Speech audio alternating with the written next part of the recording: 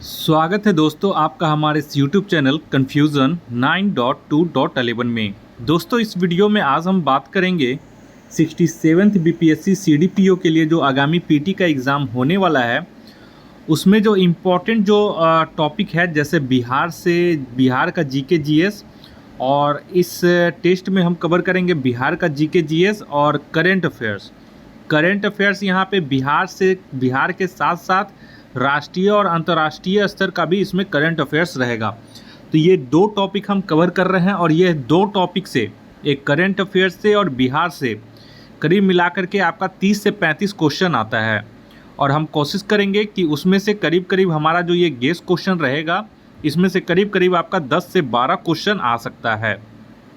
तो ये हम न्यू सीरीज़ शुरू कर रहे हैं और ये जो न्यू सीरीज़ है, विभिन्न टेस्ट सीरीज़ों में, जैसे दृष्टि हो गया, आस्था हो गया, परफेक्शन हो गया, मेधा हो गया, और भी बहुत सारा टेस्ट सीरीज है, उसमें से बिहार और करेंट का जो है टॉप क्वेश्चन, वो मैं सेलेक्ट करके आप लोग को डेली कुछ ना कुछ न्यू टेस्ट सीरीज़ करवाने का कोशिश करूँगा, जिसमें से 30 से 35 क्वेश्चन रहेगा। और ये एकदम दो टॉपिक रहेगा, बिहार जीके जीएस और करेंट अफेयर्स रहेगा। ठीक है, तो ये बहुत ही इंपॉर्टेंट होने वाला है और आप लोग हमारे इस वीडियो को, इस टेस्ट को प्यार दें, ताकि मैं और भी अच्छे से और भी अच्छा सा डाटा संकलन करके आप लोगों के सामने प्रस्तुत करूं और एग्ज़ाम में आप लोगों का सामान्य रूप से लाभ हो सके। तो चलिए यहाँ पे हम शुरू करते हैं। ठीक है, यहाँ पे देखिए, यहाँ पे 73 नंबर है। तो यहाँ पे जो जिस सेट का मैंने लिया है उसमें से 73 से ही शुरू हुआ था। तो यहाँ पे लगभग टोटल 35 क्वेश्चन रहेगा और मैं 35 क्वेश्चन आपको करवा दूंगा, ताकि बहुत ही इंपॉर्टेंट है। एक बार अगर आप देखना चाहते हैं तो एक बार आप इस वीडियो को पूरा देख लें। अगर आपको पसंद नहीं आए तो कृपया करके आप चैनल को आप छोड़ सकते हैं, अगर पसंद नहीं आने पे। और मुझे पूरा उम्मीद है कि ये टेस्ट आपको बहुत पसंद आएगा। तो चलिए यहाँ का क्वेश्चन ही आप लोग देख लीजिए कि क्वेश्चन हाँ ठीक है क्या है। आप लोग भी अगर तैयारी कर रहे होंगे तो प्रीवियस ईयर बीपीएससी का सेट मारे होंगे, तो आप लोग को भी समझ में आ रहा होगा कि किस पैटर्न पे एग्ज़ाम आ रहा होगा, एग्ज़ाम में क्वेश्चन देता है, उसी पैटर्न पे मैंने इसमें क्वेश्चन वगैरह का देख करके संकलन किया है। तो चलिए यहाँ पे शुरू करते हैं। 73 नंबर में है, बिहार में 1857 की क्रांति की शुरुआत कब हुई थी? तो यहाँ पे आप लोग डेट वाइज छोटा वाला भी डेट याद रखिएगा। तो ये हो जाएगा ऑप्शन सी, 12 जून 1857 को बिहार में क्रांति की शुरुआत हुई थी। और यहाँ पे जो था, ये शुरुआत जो हुई थी तत्कालीन देवघर जिले के रोहनी नामक गांव से हुई थी। देवघर जिला अब आपका झारखंड में चला गया है। और यहाँ पे देवघर जिले में रोहनी नामक गांव में यहाँ पे 32वीं रेजिमेंट के 3 सैनिकों द्वारा मेजर नॉर्मन लेसी का हत्या कर दिया गया और अन्य एक अंग्रेज अधिकारी का हत्या कर दिया गया था, जिसके कारण तीनों भारतीय सैनिकों को मृत्युदंड दे दिया और यहाँ पे जो क्रांति हुई थी उसे दबा दिया गया। तो यहाँ पे कुछ क्वेश्चन बनता है, जैसे बिहार में 1857 की क्रांति की शुरुआत कब हुई थी? तो 12 जून 1857 को। और बिहार की जो रोहनी नामक है, वहाँ पे किस रेजिमेंट के सैनिकों ने विद्रोह कर दिया था? तो 32वीं रेजिमेंट के सैनिकों ने विद्रोह कर दिया था। और वहाँ के सैनिकों ने, 3 सैनिकों ने किस मेजर को हत्या कर दी थी, किस अंग्रेज मेजर की हत्या कर दी थी? तो उसका नाम है नॉर्मन लेसी। नेक्स्ट है ये 74 में, बुरा बिहार में खिलाफत आंदोलन के दौरान 16 फरवरी 1919 को पटना में हुई बैठक की अध्यक्षता किसने की थी? तो 74 का इसका सही आंसर हो जाएगा ऑप्शन बी, हसन इमाम। बिहार में खिलाफत आंदोलन की शुरुआत 16 फरवरी 1919 को पटना में हसन इमाम की अध्यक्षता में एक बैठक से शुरू हुई, जिसमें खलीफा के प्रति मित्र राष्ट्रों द्वारा उचित व्यवहार के लिए लोकमत बनाने की बात कही गई थी। नेक्स्ट है ये 75 में, बोल रहा है कि मजरूल हक ने सदाकत आश्रम की स्थापना किसकी दी हुई जमीन पर की थी? ये इंपॉर्टेंट क्वेश्चन है, ऐसे 1-2 बार पूछ चुका है, तो इसका याद रखिएगा, ऑप्शन डी हो जाएगा, खैरू मियाँ की ज़मीन थी। ठीक है, और खैरू मियाँ की ज़मीन ही पर ही मजरूल हक ने सदाकत आश्रम की स्थापना की, जो बाद में राष्ट्रीय आंदोलन का मुख्य केंद्र बन गया था। अब आगे चलकर यह बिहार कांग्रेस समिति का कार्यालय बन गया है। नेक्स्ट है ये 76 नंबर में,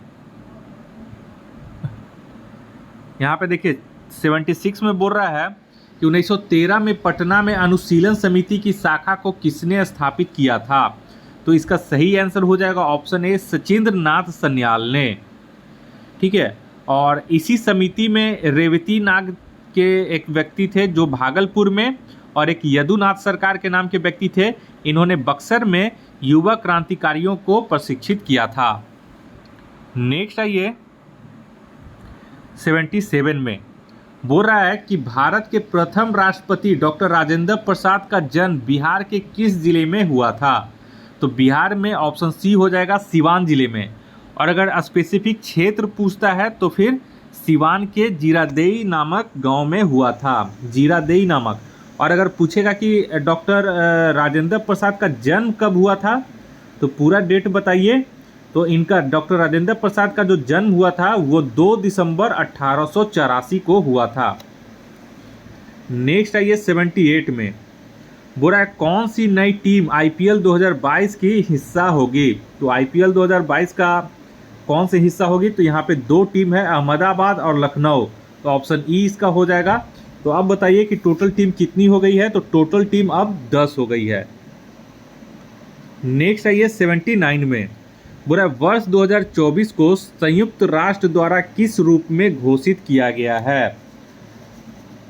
तो 2024 को किस रूप में घोषित किया गया है? तो 79 का बहुत इंपॉर्टेंट है, इसका हो जाएगा ऑप्शन सी, उष्ण गणों का अंतर्राष्ट्रीय वर्ष। ठीक है, अब यहाँ पे आप लोग ध्यान दीजिएगा कि उष्ण गण इसका इंग्लिश क्या होता है? तो ये होता है कैमेलिड्स,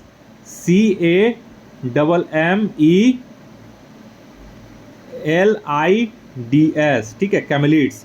और इससे पहले 2023 को अंतर्राष्ट्रीय बाजरे का दिवस घोषित किया गया था संयुक्त राष्ट्र के द्वारा। तो 2023 को याद रखिए, 2023 को क्या घोषित किया गया है? तो बाजरे का अंतर्राष्ट्रीय वर्ष, और 2024 को तो उष्ण गणों का अंतर्राष्ट्रीय वर्ष।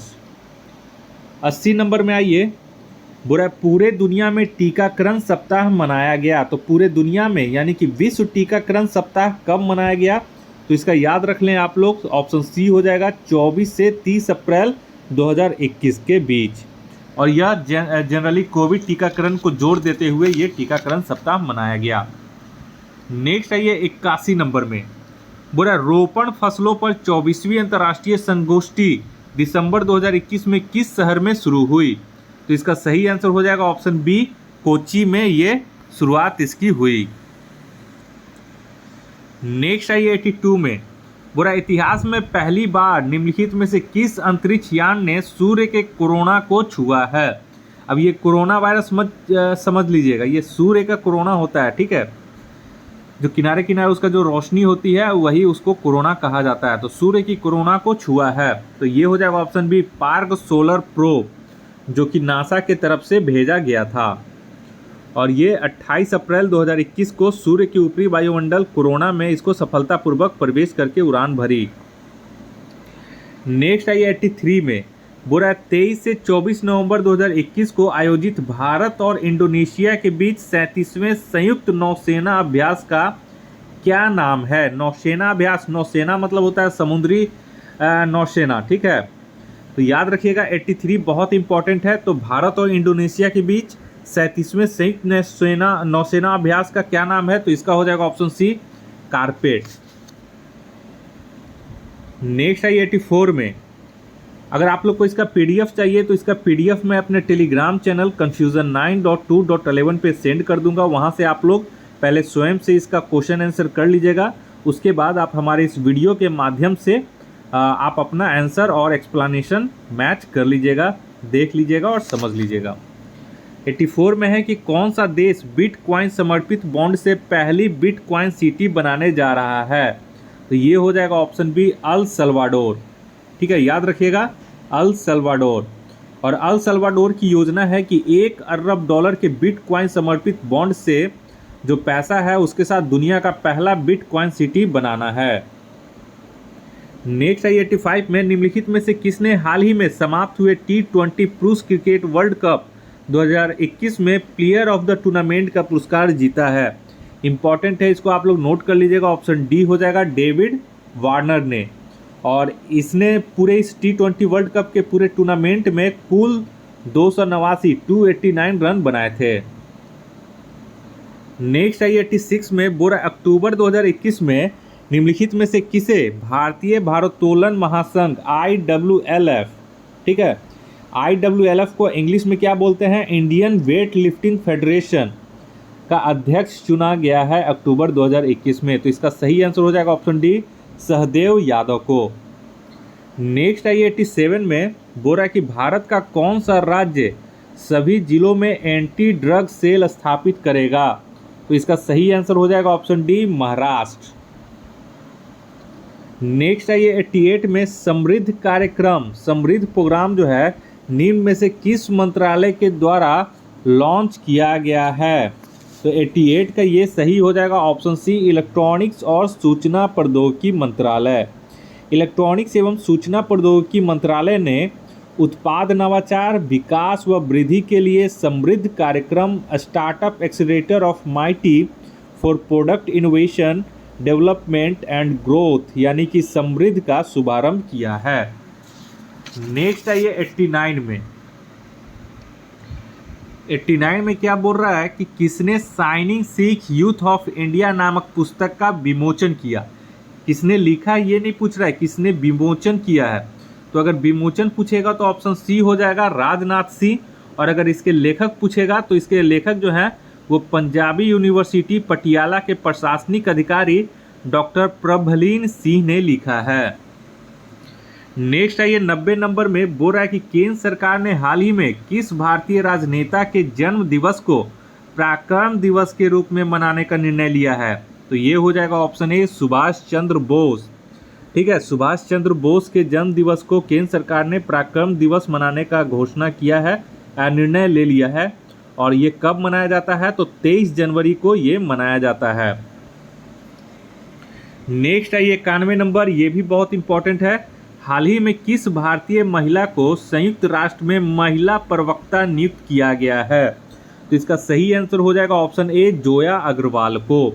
एयर इंडिया की पायलट कैप्टन जोया अग्रवाल को संयुक्त राष्ट्र में महिला प्रवक्ता नियुक्त किया गया है और संयुक्त राष्ट्र में महिला प्रवक्ता बनने का इन्हें अवसर मिला है। ये जनरेशन इक्वलिटी के तहत इनका यहाँ पे बनाया गया है। नेक्स्ट आइए 92 में, किस देश की अध्यक्षता में संघाई सहयोग परिषद SCO की राष्ट्राध्यक्षों की 21वीं बैठक आयोजित की गई है। ये वेरी इंपॉर्टेंट क्वेश्चन है। 92 नंबर, एकदम इसे याद कर लीजिए, रट लीजिए कि SCO यानी कि संघाई सहयोग परिषद की राष्ट्राध्यक्षों की जो 21वीं बैठक हुई है वो किसकी अध्यक्षता में हुई है और कहाँ हुई है। तो इसका सही आंसर हो जाएगा ऑप्शन डी, तजाकिस्तान की अध्यक्षता में हुई है और ये तजाकिस्तान में ही हुआ है और ये जो है वीडियो कॉन्फ्रेंसिंग के माध्यम से हुआ है और तजाकिस्तान की राजधानी ये दुशांबे में हुआ है। तो याद रखिएगा, ये ऑनलाइन डिजिटल रूप से वीडियो कॉन्फ्रेंसिंग के माध्यम से हुआ है। और इसकी एक प्रमुख जो घटना है वो ये है कि इस संगठन में ईरान को 9वां यानी कि 9th पूर्ण सदस्य के रूप में स्वीकार कर लिया गया है। तो ये बहुत इम्पोर्टेंट है। नेक्स्ट आइए 93 में, जनवरी 2021 में संयुक्त राष्ट्र द्वारा जारी रिपोर्ट के अनुसार सबसे ज़्यादा भारतीय प्रवासी किस देश में है।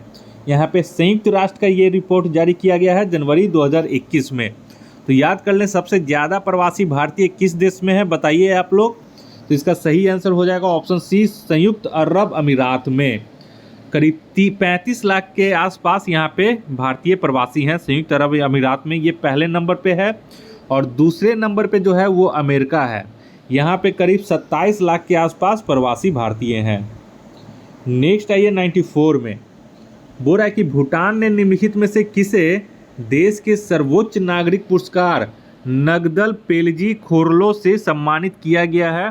ये वेरी इंपॉर्टेंट क्वेश्चन है, आप लोग नोट कर लीजिएगा इसे। कौन सा पुरस्कार, तो ये भूटान का सर्वोच्च नागरिक पुरस्कार है नगदल पेलजी खोरले। ये दिया गया है ऑप्शन सी, नरेंद्र मोदी जी को। और ये जो दिया गया है वो दिया गया है क्यों, क्योंकि उन्होंने कोविड-19 महामारी के समय में भारत के बिना शर्त समर्थन के लिए ये भूटान ने ये पुरस्कार दिया है, ये सम्मान दिया है। पुरस्कार नहीं कहें, इसे सम्मान कहा जाता है। 95 नंबर में आइए, डॉक्टर सना रामचंद गुलवानी किस देश को पहली हिंदू सिविल सेवक बन गई हैं। यानी कि कौन ऐसी डॉक्टर सना रामचंद गुलवानी जो हैं वो किस देश की हिंदू वोमेन सिविल सर्वेंट बन गई हैं। तो ये पाकिस्तान की जो है वो पाकिस्तान की ये पहली ऐसी हिंदू महिला है जो सिविल सर्वेंट बनी है पाकिस्तान में। तो ये भी बहुत इंपॉर्टेंट क्वेश्चन है, याद रखिएगा नाम डॉक्टर सना रामचंद गुलबानी। नेक्स्ट आइए 96 में अक्टूबर 2021 में किसने वेटलैंड्स ऑफ इंडिया पोर्टल नाम से एक वेब पोर्टल लॉन्च किया है? तो 96 का इसका सही आंसर हो जाएगा ऑप्शन सी भूपेंद्र यादव। और भूपेंद्र यादव क्या है? तो ये केंद्रीय पर्यावरण, वन और जलवायु परिवर्तन मंत्री हैं। इन्होंने 2 अक्टूबर 2021 को एक web portal wetlands of India portal launch किया है। नेक्स्ट आइए 97 में। 97 में यहाँ पे बोल रहा है कि किस देश में बढ़ी अनिश्चितता के बीच अंतर्राष्ट्रीय मुद्रा कोष IMF ने दिए जाने वाले फंड पर रोक लगा दी है? तो ये तो आप सभी जानते होंगे, ऑप्शन डी हो जाएगा अफगानिस्तान पर। नेक्स्ट आइए 98 नंबर में। 98 बोल रहा है कि इकोनॉमिक इंटेलिजेंस यूनिट यानी कि शॉर्ट में इसको लिखा जाता है EIU, ठीक है। तो इकोनॉमिस्ट इंटेलिजेंस यूनिट द्वारा जारी सेफ सिटी इंडेक्स 2021 में दुनिया के सबसे सुरक्षित शहरों में भारत की राजधानी नई दिल्ली का स्थान कितना है? तो ये भी बहुत इंपॉर्टेंट क्वेश्चन है, नोट कर लीजिएगा। 98 का ये हो जाएगा ऑप्शन बी, 48वां इसका स्थान है। और कितने शहरों में? इस सूचकांक में टोटल 60 शहरों को शामिल किया गया था, 60। तो 60 में से जो है वो दिल्ली का जो स्थान है वो 48वां है। और याद रख लेंगे ये 60 शहर में से 2 जो राजधानी है वो शामिल किया गया है भारत का। तो 48वें नंबर पे है आपका दिल्ली और 50वें नंबर पे है मुंबई, ठीक है। और अगर सबसे ज़्यादा सुरक्षित पहले नंबर पे कौन सा राजधानी है? तो ये कोपेनहेगन हो जाएगा, जो कि डेनमार्क की राजधानी है। और पूछेगा सबसे अंतिम शहर, दुनिया का सबसे अंतिम सुरक्षित शहर कौन सा है? तो ये हो जाएगा आपका यंगून, म्यांमार की राजधानी यंगून। नेक्स्ट आइए 99 में। राष्ट्रपति रामनाथ कोविंद ने बिहार के रहने वाले मिथिला पेंटिंग के कलाकार को पद्मश्री प्रदान किया। वह है बहुत इंपॉर्टेंट क्वेश्चन है 99 नंबर। तो बिहार के रहने वाले मिथिला पेंटिंग के कलाकार को पद्मश्री प्रदान किया गया है राष्ट्रपति रामनाथ कोविंद के द्वारा। नवंबर 2021 में इनको प्रदान कर दिया गया है, ठीक है। और पद्मश्री की घोषणा जो की गई है वो आप लोग का उसका एक पूरा डिटेल हमने वीडियो बता दिया है कि कितने लोगों ने उसमें पुरस्कार मिला, बिहार से कितने लोगों को दिया गया। तो यहाँ पे याद रख लें, ये 9 नवंबर 2021 को राष्ट्रपति रामनाथ कोविंद ने कला में उनके योगदान के लिए दुलारी, यहाँ पे 99 का एक दुलारी देवी को दिया गया है, ठीक है। दुलारी देवी को प्रदान किया गया है। नेक्स्ट आइए 100 नंबर में। 100 में बोल रहा है कि राजगीर में स्थित नालंदा विश्वविद्यालय में उद्घाटन किए गए 6ठे अंतर्राष्ट्रीय धर्म सम्मेलन का विषय क्या है? तो ये भी बहुत इंपॉर्टेंट क्वेश्चन है। तो इसका सही आंसर हो जाएगा 100 का ऑप्शन बी, कोविड संक्रमण के बाद विश्व व्यवस्था के निर्माण में धर्म परंपराएं। और एक चीज़ और पूछ सकता है इस क्वेश्चन के अंतर्गत, किसका जो उद्घाटन किसने किया था? ये जो सम्मेलन हुआ इसके उद्घाटनकर्ता कौन थे? तो इसके उद्घाटन जो किए थे वो उपराष्ट्रपति एम वेंकैया नायडू ने किए थे। नेक्स्ट आइए 101 नंबर में।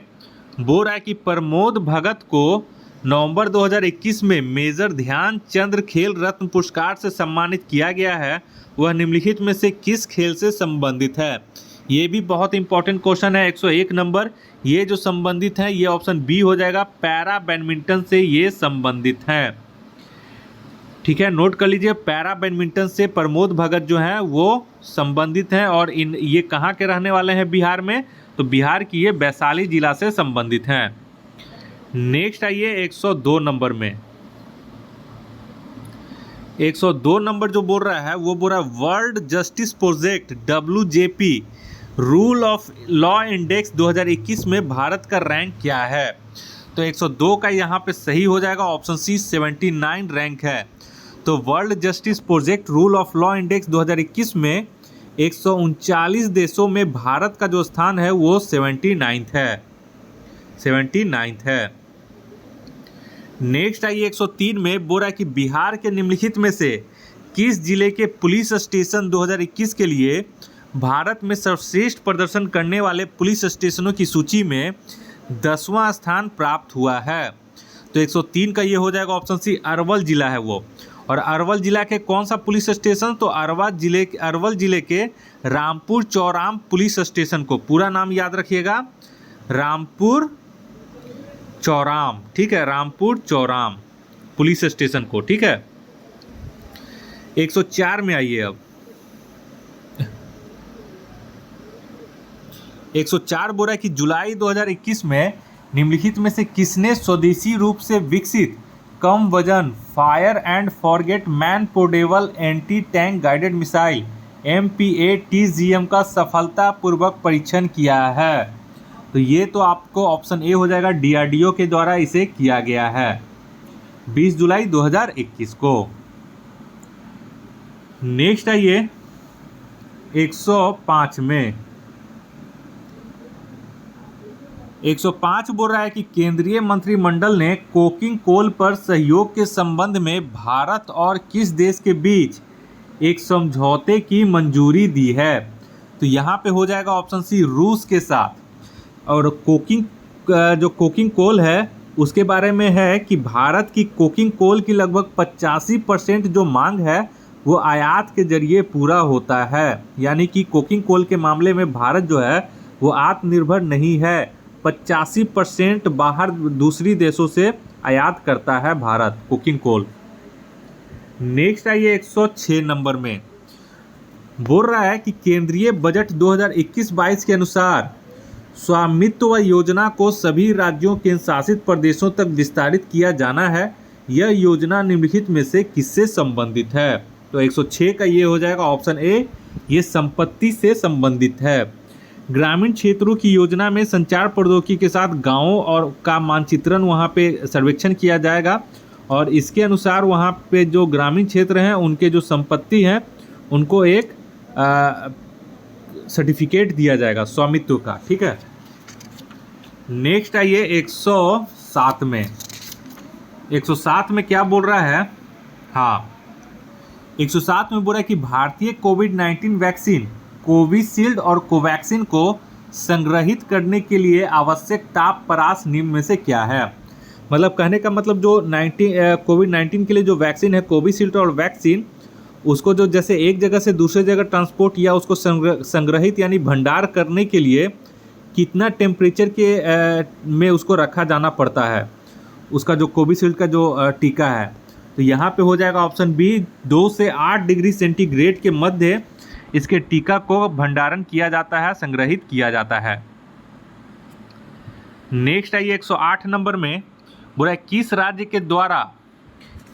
के द्वारा आयुष आधारित आर्थिक उन्नयन योजना देवरण्य योजना चलाया जा रहा है? ये आयुष आधारित है और पूछ सकता है कि देवरण्य योजना किस राज्य के द्वारा चलाया जा रहा है? तो इसका सही आंसर हो जाएगा ऑप्शन बी, मध्य प्रदेश के द्वारा चलाया जा रहा है। और इस योजना का जो उद्देश्य है वह लोगों के स्वास्थ्य और आदिवासियों की आजीविका में सुधार करना है।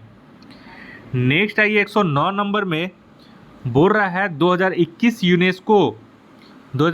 UNESCO Guillermo canoe world press freedom पुरस्कार किसे दिया गया है? तो ये याद कर लें, ऑप्शन सी हो जाएगा, मारिया रेसा को दिया गया है। तो इस तरह से करके बिहार और हमारा करंट अफेयर्स यहाँ पे कंप्लीट हो चुका है और उम्मीद करते हैं कि आप लोगों को ये टेस्ट बहुत पसंद आया होगा। अगर पसंद आया है तो कृपया करके इस चैनल को सब्सक्राइब कर लें, इस वीडियो को लाइक कर दें ताकि आने वाले समय में कोई भी अगर मैं वीडियो अपलोड करूं तो उसका नोटिफिकेशन सबसे पहले आपके मोबाइल तक पहुंच सके। इस वीडियो को देखने के लिए आप लोग का बहुत बहुत शुक्रिया। आपका दिन मंगलमय हो। धन्यवाद। मिलते हैं जल्द ही एक नेक्स्ट वीडियो में।